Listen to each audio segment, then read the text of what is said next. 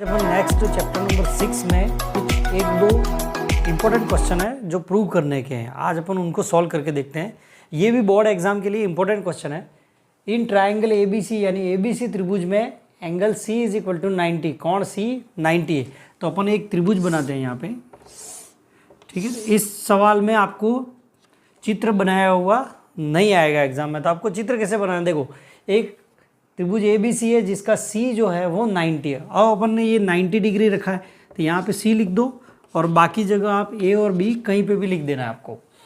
E and D lie on BC and AC, यानी E और D दो बिंदु हैं जो कि BC और AC पर है। यानी BC पर तो D E है, तो BC जो है उस पर यहाँ पे E पॉइंट है और दूसरा दे रहेगा D जो है वो AC पर है, यानी ये AC पर यहाँ पे है D बिंदु है, ठीक है। तो हमें ये सिद्ध करना है कि AE² plus BD² is equal to AB² plus DE²।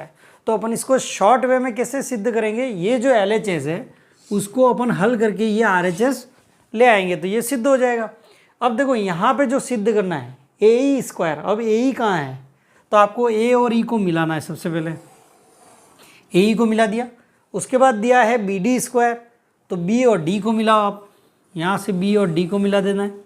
फिर दिया है AB², AB मिला हुआ है। फिर यहाँ पे दिया है DE², तो फिर आपको क्या करना है यहाँ पे DE² को तो फिर यहाँ पे आपको D को मिला देना है। अब इसमें ये जो क्वेश्चन है वो पाइथागोरस प्रमेय से संबंधित है, यानी हमें इसमें पाइथागोरस प्रमेय लगा के इसको सिद्ध करना है। और अपन सबसे पहले यहाँ पे क्या करते हैं, LHS लिखते हैं। LHS देखो, LHS क्या है, AE² प्लस BD², ये दिया है। अब आप देखो AE² जो पहले साइड दे रही है वो किस समकोण त्रिभुज में आ रही है, यानी किस राइट ट्रायंगल में आ रही है। तो AE जो है ये AE है, तो ये किस राइट ट्रायंगल में आएगी, इसमें आएगी, इस राइट ट्रायंगल। तो इसमें पाइथागोरस थ्योरम लगा दो आप। तो अगर अपन इसमें पाइथागोरस थ्योरम लगाएंगे तो हाइपोटेनस का square is equal to perpendicular square plus base square, यानी ये जो कर्ण का स्क्वायर बराबर लंब स्क्वायर प्लस आधार स्क्वायर। तो अपन AE² बराबर क्या लिख सकते हैं, AC² प्लस C²। तो इसके नीचे लिख देंगे अपन AC² प्लस C² लिख दिया, ठीक है। क्योंकि AE जो है वो कर्ण है, तो कर्ण स्क्वायर बराबर लंब स्क्वायर प्लस आधार स्क्वायर इस त्रिभुज में। अब आपको दूसरा दे रखा है BD²। BD किस समकोण त्रिभुज में आ रही है, देखो BD ये है, तो BD से रिलेटेड आपको समकोण त्रिभुज यानी राइट ट्रायंगल लेना है, ये वाला, ठीक है। क्योंकि राइट ट्रायंगल ही लेंगे अपन, उसमें ही पाइथागोरस प्रमेय लगती है। तो यहाँ पे ये जो BD है तो BD² ये भी कर्ण है, तो इसका मान किसके बराबर हो जाएगा, BC² प्लस CD²। तो यहाँ पे अपन लिख देंगे BC² प्लस CD² लिख दिया। ये देखो ये BC² plus CD² is equal to BD², ये आ जाएगा। अब अपन को क्या करना है, यहाँ पे हमें AB² लाना है, ठीक है ना। इसको जो प्रूव करना है उसको देखते जाओ। जैसे ये AB² है तो ये AB किस में आ रही है, बड़े त्रिभुज में आ रही है, तो AB² कैसे आएगा, BC² प्लस AC² से आएगा। यानी हमें इन दोनों को पास में अरेंज करना है। तो अपन क्या करेंगे, यहाँ पे AC² के पास में लिख दूंगा ये, ठीक है ना, उसके पास में क्या लिख दूंगा, BC² लिख दूंगा। अब ये जो दोनों बचे उसको आप अलग से लिख दो, CE² प्लस CD² लिख दो। अब इन दोनों से क्या बनता है, देखो ये जो मैंने लिखा है यहाँ पे AC² प्लस BC², तो ये त्रिभुज ABC जो बड़ा त्रिभुज है उसमें देखो आप AC² यानी ये आधार, ठीक है, BC² यानी ये लंब, तो आधार स्क्वायर प्लस लंब स्क्वायर इज इक्वल टू क्या होता है, कर्ण स्क्वायर, यानी AC² plus BC² is equal to क्या बन गया, AB² बन गया। अब ये देखो आप CE² प्लस CD² ये कहाँ मिल रहा है, CE² यानी इस त्रिभुज में मिल रहा है, ये जो त्रिभुज है उसमें CE² plus CD² is equal to क्या हो जाएगा, D² हो जाएगा। अगर इसमें अपन पाइथागोरस प्रमेय लगाएं तो ये आधार स्क्वायर प्लस लंब स्क्वायर इज इक्वल टू कर्ण स्क्वायर हो गया। तो CE² plus CD² is equal to क्या हो गया, ये D²। और यही अपना क्या है, RHS है, हैंस प्रूव। तो ये आपके इस तरह से ये प्रूव हो जाएगा। अब नेक्स्ट सेकंड क्वेश्चन है, ये आपके बुक में है कि एक ABCD एक समचतुर्भुज है, यानी ये एक रोम्बस है। अब उसमें AC और BD जो है वो दो डायगोनल है। तो हमें यहाँ पे प्रूव क्या करना है कि इसके साइड के स्क्वायर का जो सम होता है वो उसके डायगोनल के स्क्वायर के सम के बराबर होता है। यानी किसी समचतुर्भुज में उसकी भुजाओं के वर्गों का योग, ठीक है ना, ये भुजाओं के वर्गों का योग है, वो किसके बराबर होगा, उसके विकर्ण के वर्गों के योग के बराबर होता है। ये हमें सिद्ध करना है, ये तुम्हारी बुक का ही एक क्वेश्चन है। तो अपन ने मान लिया कि यहाँ पे ABCD एक समचतुर्भुज है जिसके विकर्ण हैं AC और BD जो कि O पर इंटरसेक्ट यानी काट रहे हैं। अब हमें ये सिद्ध करना है कि AB² plus BC² plus CD² plus DA² जो कि इसकी साइड हैं यानी भुजाएं हैं is equal to AC² plus BD² लाना है।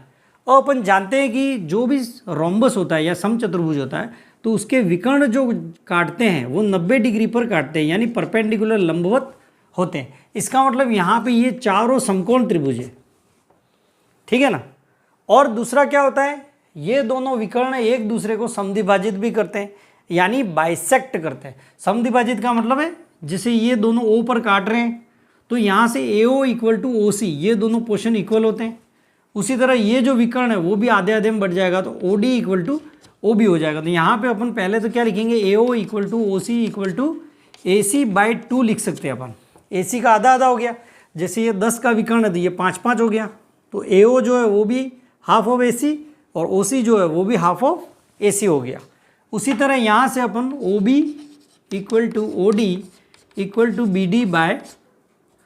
BD/2, ठीक है, इक्वेशन नंबर 1 इसका अपन यूज़ करेंगे।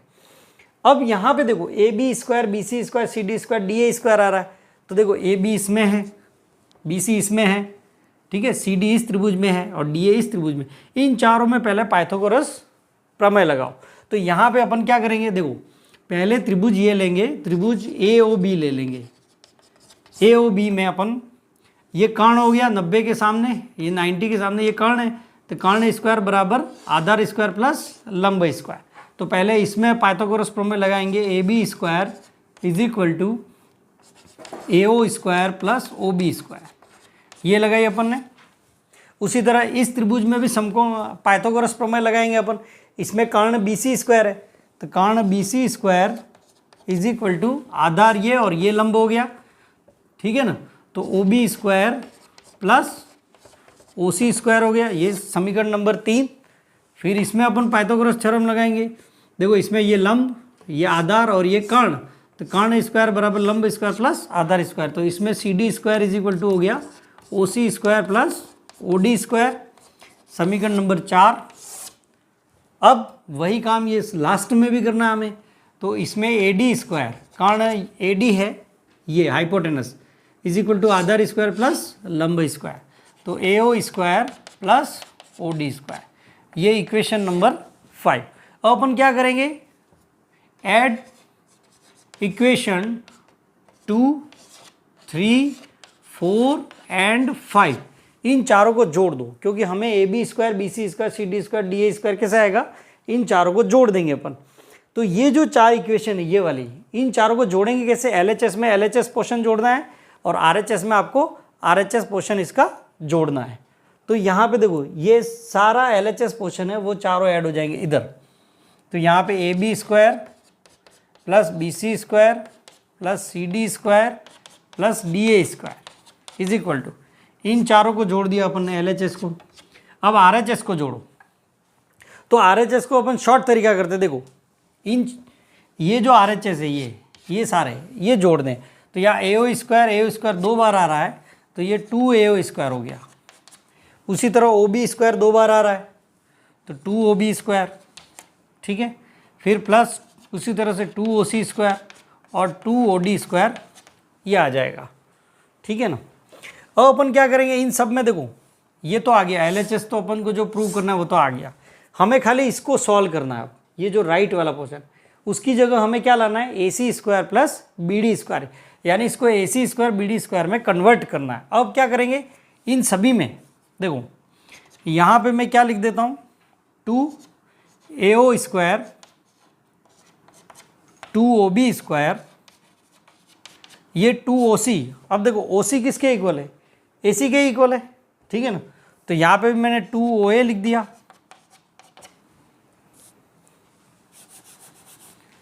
अब देखो यहाँ पे जो OC है, OC इक्वल टू AO, तो यहाँ पे 2OC स्क्वायर को अपन 2AO स्क्वायर भी लिख सकते हैं। उसी तरह यहाँ OD स्क्वायर है, OD स्क्वायर किसके इक्वल है, OB के इक्वल है, तो यहाँ पे 2OB स्क्वायर लिख दो।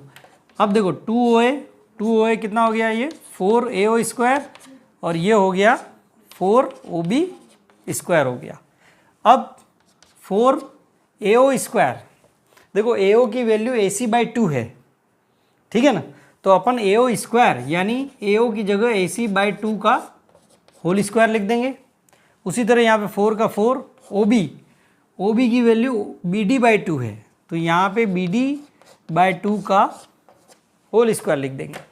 अब ये आ गया 4, इसका स्क्वायर किया तो AC स्क्वायर अपन 4, ये 4, ये भी BD स्क्वायर अपन 4, 4 कैंसिल, यहाँ पे भी कैंसिल, तो ये आपके आंसर आ गया AC square plus BD square, hence prove.